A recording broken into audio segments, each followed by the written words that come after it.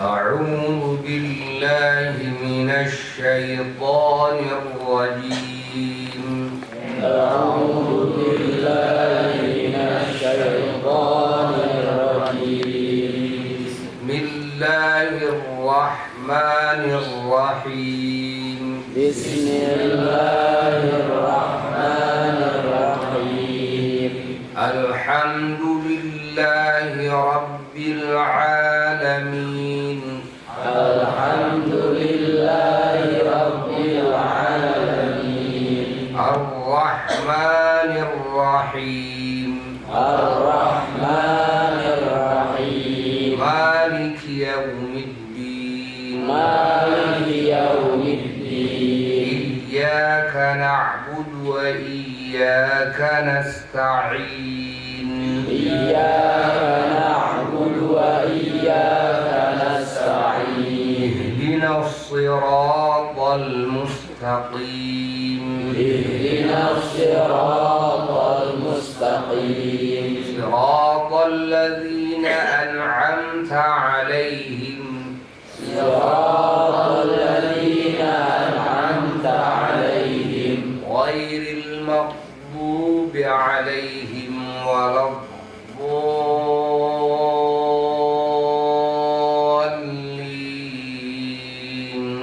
غير المغضوب عليهم ولا الضالين. بسم الله الرحمن الرحيم. الحمد لله رب العالمين. الرحمن الرحيم. مالك يوم الدين. بسم الله الرحمن الرحيم. الحمد لله رب العالمين. الرحمن الرحيم. مالك يوم الدين. مالك يوم الدين. مالك يوم الدين. إياك نعبد وإياك نستعين. اهدنا الصراط المستقيم. إياك نعبد وإياك نستعين. اهدنا الصراط المستقيم. صراط الذين أنعمت عليهم غير المغضوب عليهم ولا الضالين.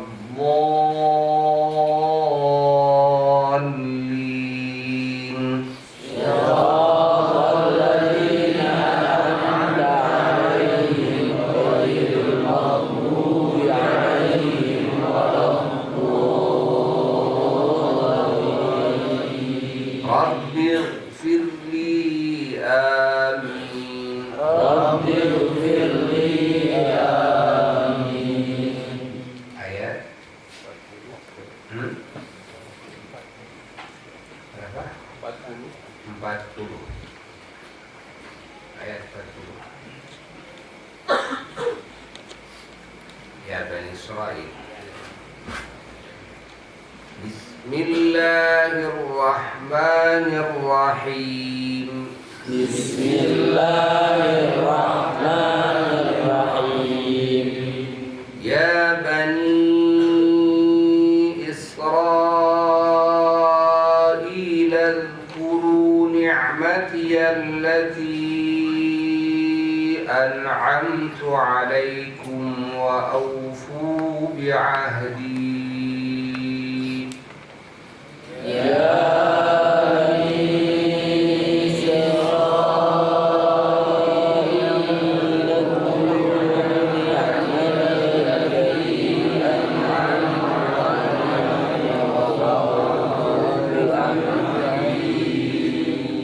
وأوفوا بعهدي أوف بعهدكم وإياي فارهبون. وأوفوا بعهدي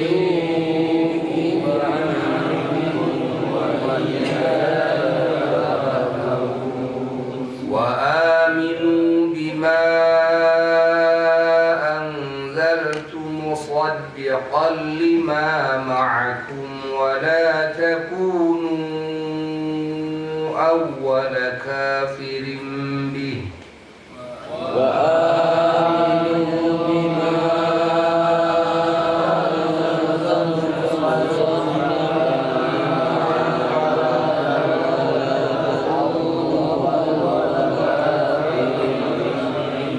ولا تكونوا أول كافر به ولا تشتروا بآياتي ثمنا قليلا وإياي فاتقون ولا تكونوا أول كافر به ولا تشتروا بآياتي ثمنا قليلا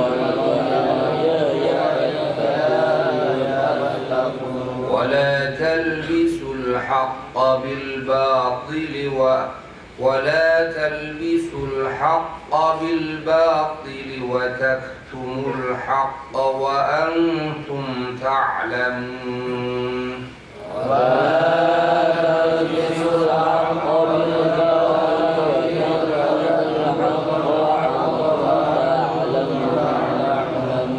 وأقيموا الصلاة وآتوا الزكاة واركعوا مع الراكعين وأقيموا الصلاة وآتوا الزكاة واركعوا مع الراكعين أتأمرون الناس بالبر وتنسون أنفسكم وأنتم تتلون الكتاب أتأمرون الناس بالبر وتنسون أنفسكم وأنتم تتلون الكتاب أفلا تعقلون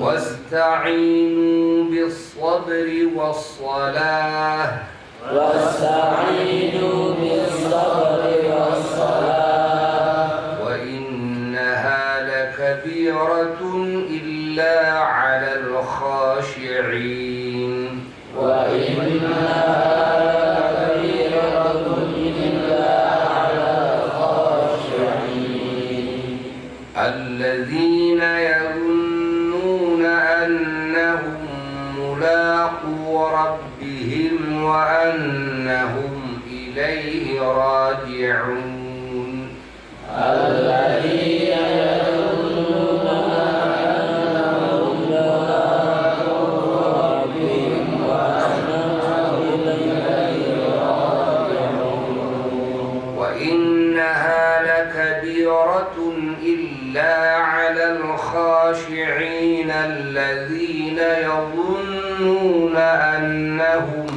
ملاقو ربهم وأنهم إليه راجعون وإنها لكبيرة إلا على الخاشعين الذين يظنون أنهم ملاقو ربهم وأنهم إليه راجعون صدق الله العلي العظيم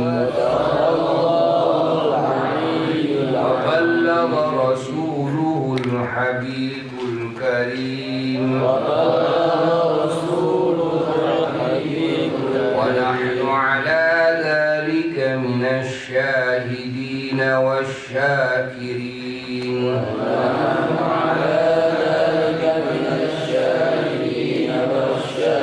والحمد لله رب العالمين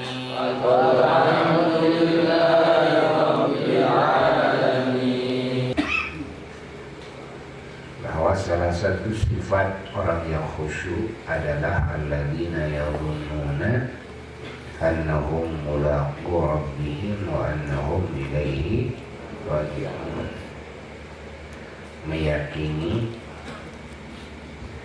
terhadap pertemuan dengan Allah Jalla Jalaluhu wahdah yang disembah. Itulah orang khusyuk. Orang khusyuk itu orang yang meyakini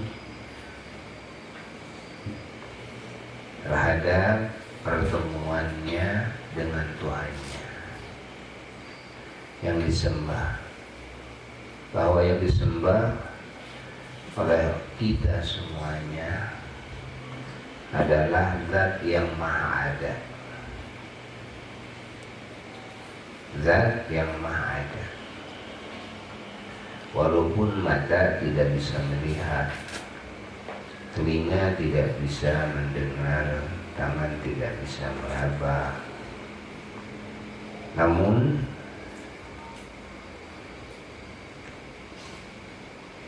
yang menciptakan kita, yang menciptakan alam semesta ini pasti ada.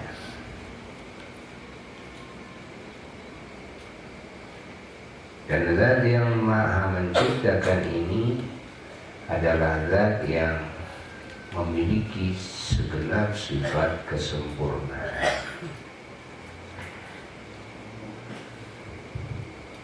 yang disucikan oleh semua akal, semua yang berakal, dari segala sifat yang kurang, sifat-sifat kekurangan. Di mana sifat kekurangan terdapat di makhluk yang diciptakan. Adapun Zat yang menciptakan suci dari segala sifat kekurangan. Jika akal manusia sehat, maka akalnya akan merekam terhadap keberadaan yang menciptakan dirinya dan yang menciptakan segala yang disaksi olehnya di sekelilingnya. Akalnya meyakini bahwa tidak mungkin ini semua ada, yang ada kecuali pasti ada Zat yang mengadakannya terlebih dahulu, dan keterdahuluan Zat tersebut tidak diawali dengan tidak ada dulu, karena sesuatu yang diawali dari tidak ada dulu berarti keberadaannya baru, dan segala sesuatu yang adanya baru berarti ada yang mengadakan lagi sebelumnya terlebih dahulu.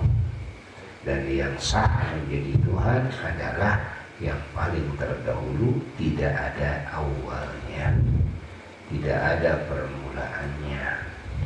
Karena kalau ada permulaannya berarti keberadaannya baru. Kalau keberadaannya baru berarti ada Zat yang menciptakannya sebelumnya, sehingga dia tidak sah untuk menjadi Tuhan. Yang sah menjadi Tuhan adalah Zat yang terdahulu, tidak ada yang mendahului kepadanya apapun, dan tidak didahului oleh tidak ada, tidak didahului oleh tidak ada. Siapa nama Zat tersebut, akal ini tidak sampai untuk menemukan namanya, keberadaannya, dan meyakini kesuciannya dari segala sifat kekurangan.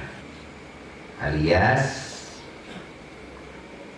Zat tersebut memiliki sifat kesempurnaan dan keberadaannya terdahulu, dan keterdahuluannya tidak diawali dengan tidak ada.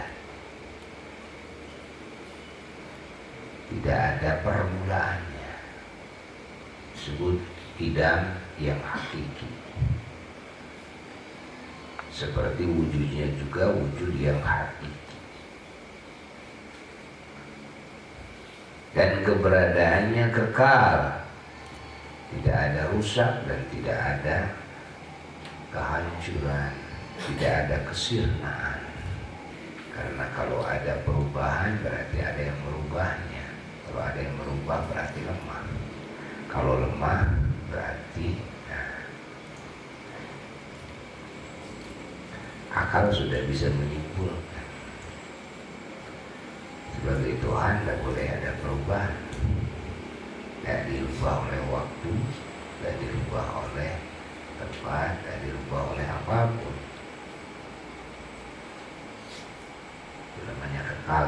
hakiki. Dan tersebut pula harus berbeda. Kalau ada sisi kesamaan, maka berarti ada sisi kekurangan. Kenapa? Karena makhluk yang diciptakan semuanya kurang. Kalau ada kesamaan dengan makhluk berarti ada kekurangan. Kalau ada kekurangan berarti ada kelemahan. Kalau ada kelemahan maka tidak sah menjadi Tuhan.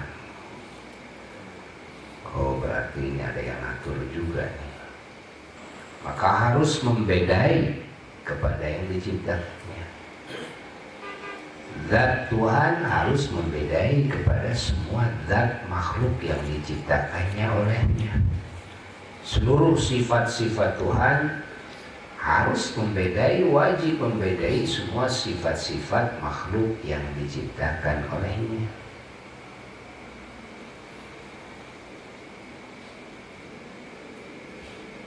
Ini makna mukhalafatul bil hawadisi.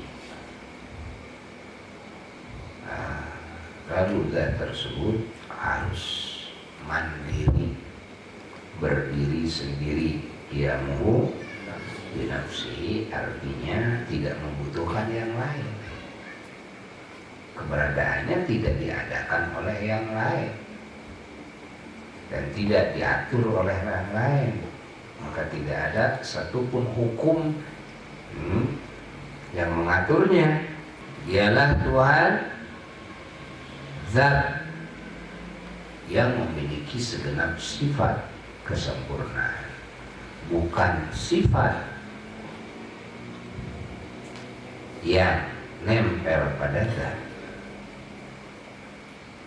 Itu makna qiyamuhu binafsihi.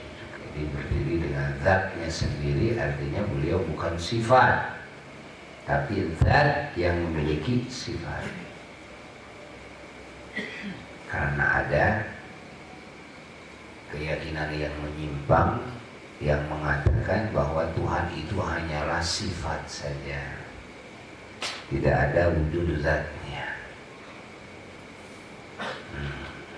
Yang maha, tidak ada wujud zatnya. Bagaimana sifat ada kalau zatnya tidak ada? Karena sifat adalah sesuatu yang nempel pada zat. Bagaimana dikatakan ada kalau zatnya tidak ada? Bisakah dikatakan sesuatu yang tidak ada disebut ada? Tidak bisa. Zat tersebut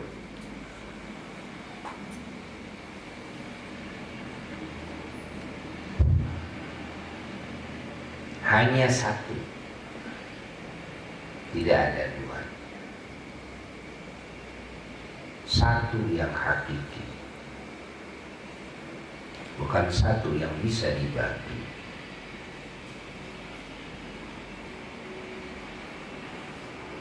Bukan pula satu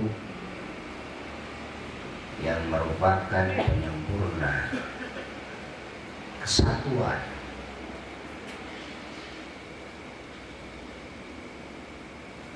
Tapi satu yang hakiki. Satu zatnya, tidak ada dua zat.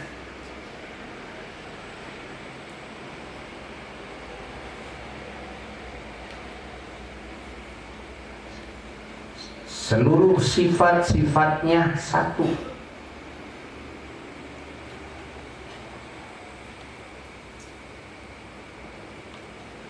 Tidak ada dua dari setiap jenis sifatnya. Seperti kudrat, Allah memiliki sifat kuasa. Satu sifat kekuasaannya, dengan satu sifat kekuasaannya Allah menciptakan alam semesta.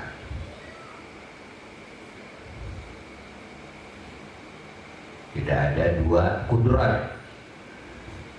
dua sifat kuasa di Allah.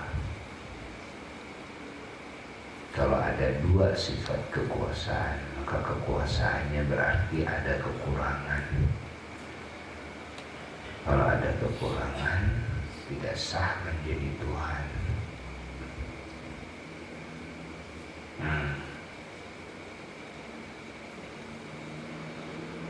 Begitu pula iradat, kehendaknya satu. Dengan satu kehendak Allah mengatur segala yang diciptakannya.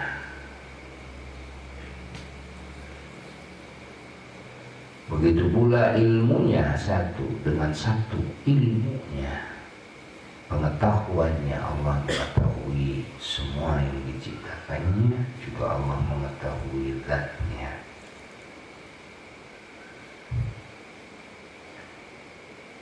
Begitu pula sifat hidupnya Allah satu.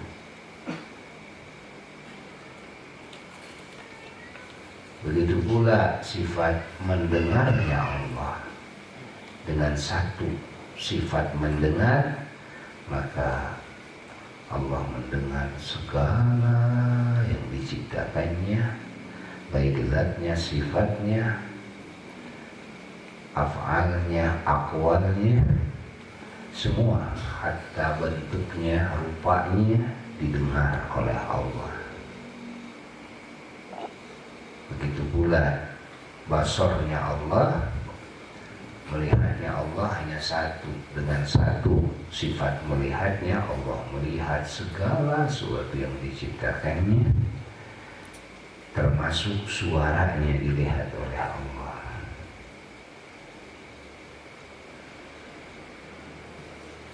Begitu pula kalam, yakni Allah berfirman, firman-Nya Allah satu.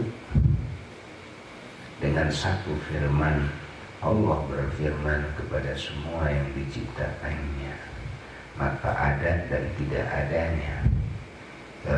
Adanya makhluk dari tidak ada, tidak ada dari ada, mengekalkan yang ada,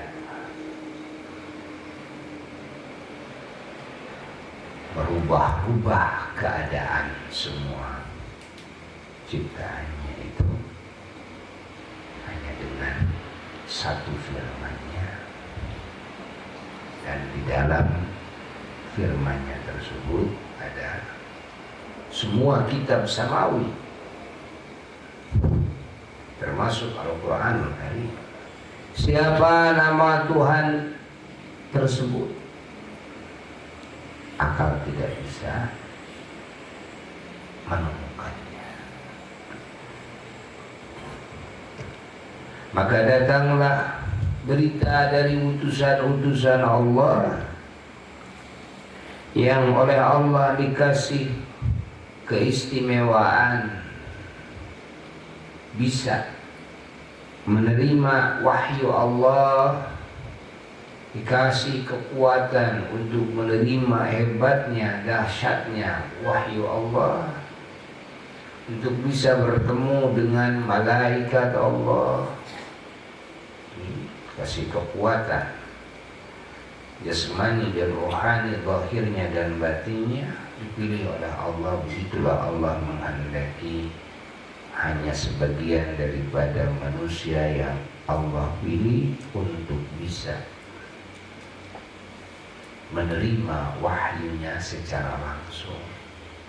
Kuatkan oleh Allah jasmani dan rohaninya, dijaga oleh Allah zahir dan batinnya dari pengaruh-pengaruh syaitan dan pengaruh hawa nafsu dan pengaruh dunia.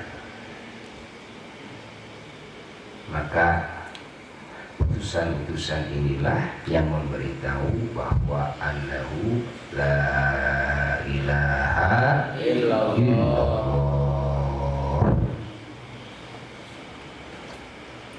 Dari mulai Nabiullah Adam alaihi salatu wassalam, 124.000 nabi, 313 rasul, sampai rasul terakhir yang menutup kerasulan dan kenabian yang Sayyidina wa Maulana Muhammad sallallahu alaihi wasallam sama semuanya mengatakan dan menyatakan annahu la ilaha illallah. Tidak ada Tuhan kecuali Allah. Oh, ternyata Tuhan tersebut namanya Allah. Lalu di samping diberitahu semua utusan, dan utusan diperintahkan untuk memberitahu kepada yang lainnya tentang siapa nama zat Tuhan, juga dikasih tahu tentang bagaimana bersikap kepada Tuhan, bagaimana cara berbakti kepada Tuhan, bagaimana cara beribadah kepada Tuhan, bagaimana muamalah bergaul dengan Tuhan.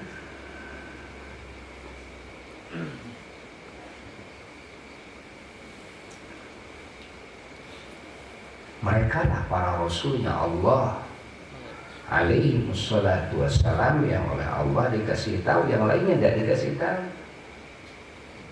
Dan manusia dan bangsa jin seluruhnya tahu karena dikasih tahu oleh para utusan Allah, yang di dalamnya adalah Sayyiduna wa Maulana Muhammad sallallahu alaihi wasallam.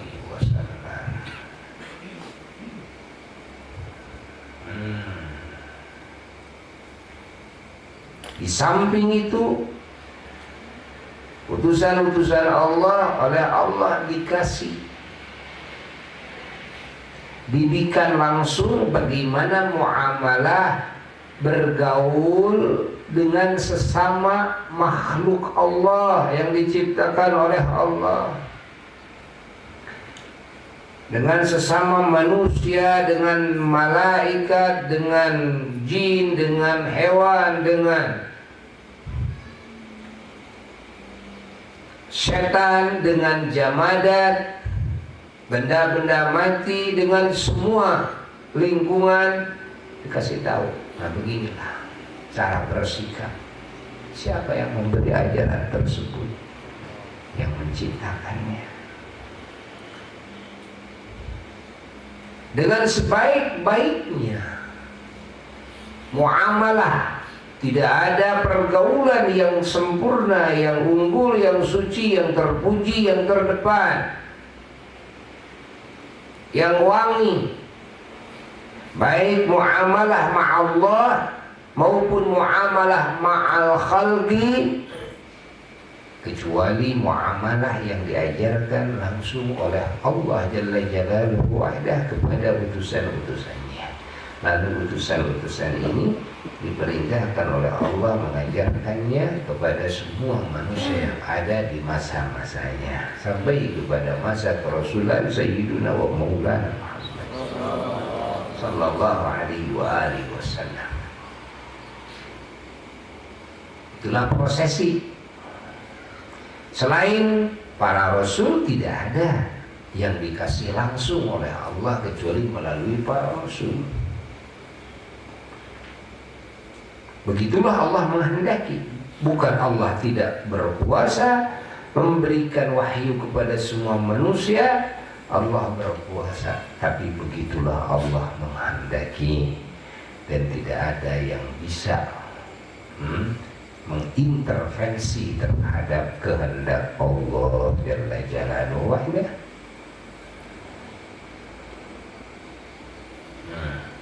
Kita semuanya hanya bisa mengikuti dan bisa menonton, meyakini dan ridha terhadap segala ketentuan dan kehendak Allah Jalla Jalaluhu wahdah.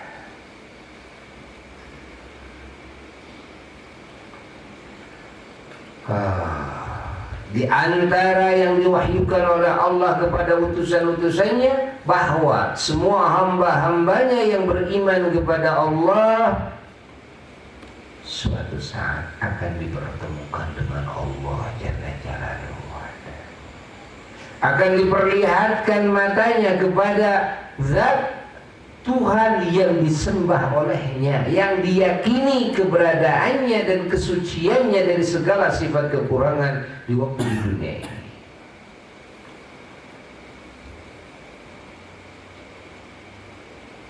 Maka dari keyakinan ini lahirlah kekhusyuan. Orang-orang yang khashi'in illa 'alal khashi'in, khashi'in yang khusyuk itu salah satu sifatnya alladzina yadhunnuna ayyuqinuna annahum mulaqu rabbihim. Orang-orang yang merasa yakin suatu hari akan bertemu dengan Tuhan yang disembah olehnya. Wa annahum ilaihi raji'un, dan merasa yakin bahwa mereka akan kembali kepadanya, hanya kepadanya di akhirat kelak. Akan kembali kepada Allah, dipertemukan dengan Allah di surga, dibalas segala amal-amalnya, dibalas ketaatannya, dibalas imannya dan Islamnya, ihsannya oleh Allah Jalla Jalaluhu. Ini mana wa annahum ilaihi raji'un. Dan keyakinan ini mewarisi kekhusyuan. Kalau kita tidak khusyuk berarti keyakinan kita belum sempurna. Makanya tatkala banyak yang bertanya, kenapa saya tidak bisa khusyuk? Karena keyakinannya belum sempurna. Kalau kita yakin dengan sempurna keyakinan, pasti di setiap siang dan malam kita akan selalu khusyuk. Bukan cuma di dalam sholat saja, bukan, tapi khusyuk fi kulli halin, di semua tingkah, fi jami'il ahwal wal ahyan, di semua tingkah dan di semua waktu, wa fi jami'il makan, di semua tempat.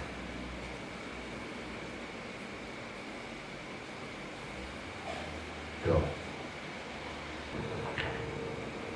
Imam Jalaluddin radhiyallahu ta'ala anhu mentafsiri kata dzan dengan yaqan. Mentafsiri kata dzan dengan yakin. Alladzina yadhunnuna, orang-orang yang dzan, yang menyangka, bukan menyangka tapi yang yakin.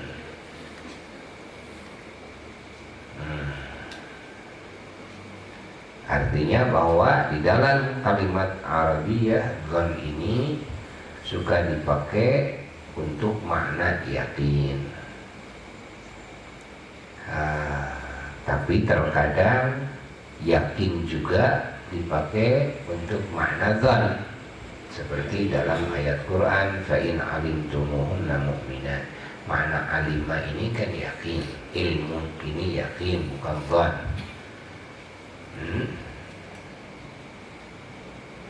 Ilmu itu apa? Tahu. Bukan dzan, tapi yakin. Tapi maksud di sini adalah dzan, bukan yakin.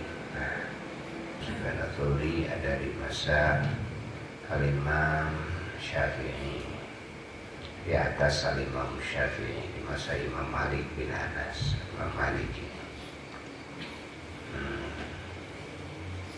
termasuk Imam Sufyan bin Uyainah. Ada yang mengatakan beliau imam di dalam ilmu dohir, yakni di dalam ilmu Quran, ilmu sunnah dan segala alat-alatnya.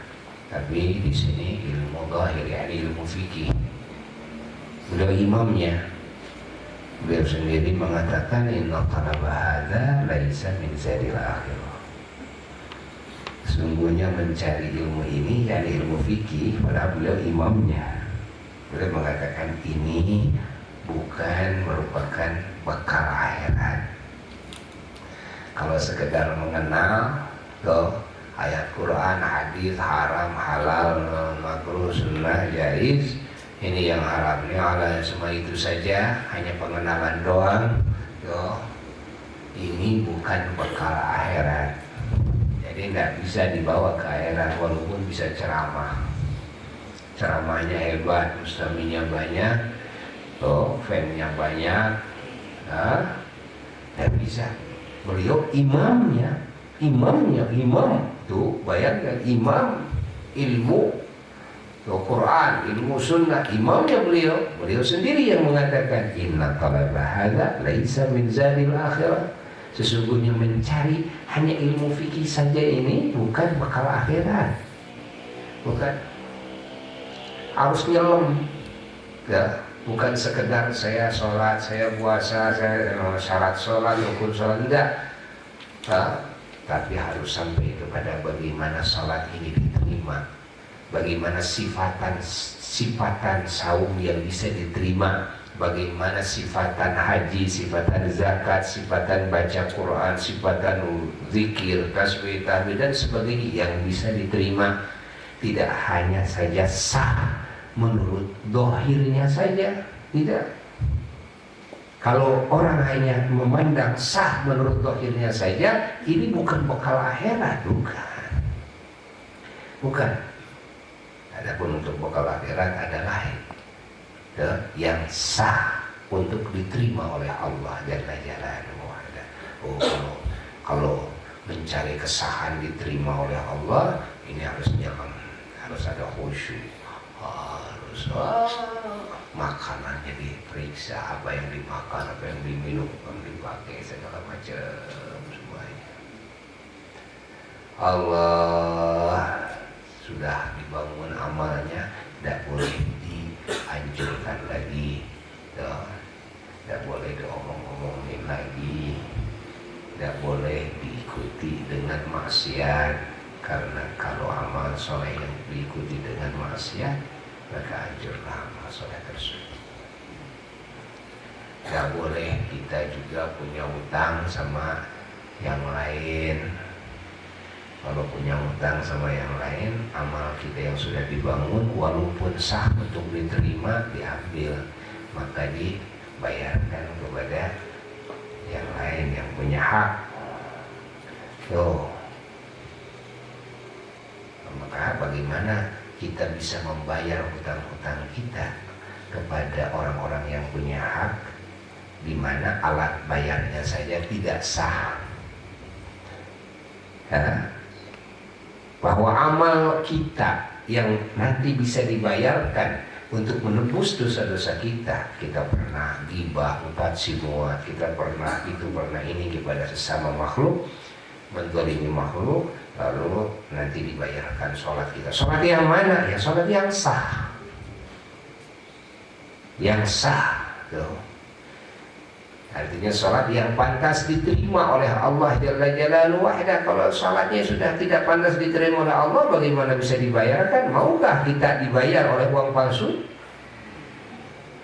Tidak mau kan? Begitu pula orang lain tidak akan mau dibayar oleh sholat palsu, oleh saum palsu, oleh zakat palsu, oleh haji palsu, oleh baca Quran yang palsu, tidak akan mau.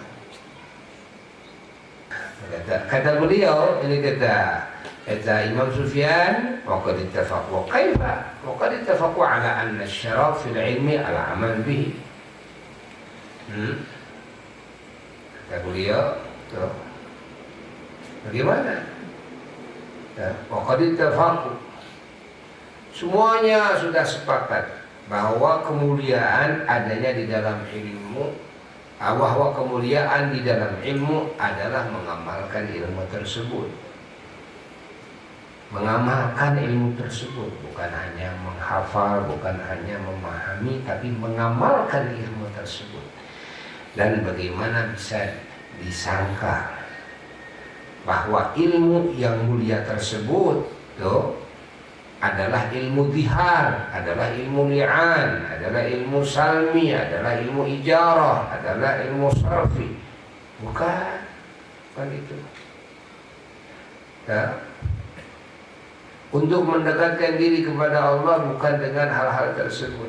Maka siapa orang yang sengaja belajar ilmu-ilmu tersebut, maksudnya untuk taqarrub kepada Allah, untuk mendekatkan diri kepada Allah supaya dekat dengan Allah, fahuwa majnun, orang tersebut adalah orang gila.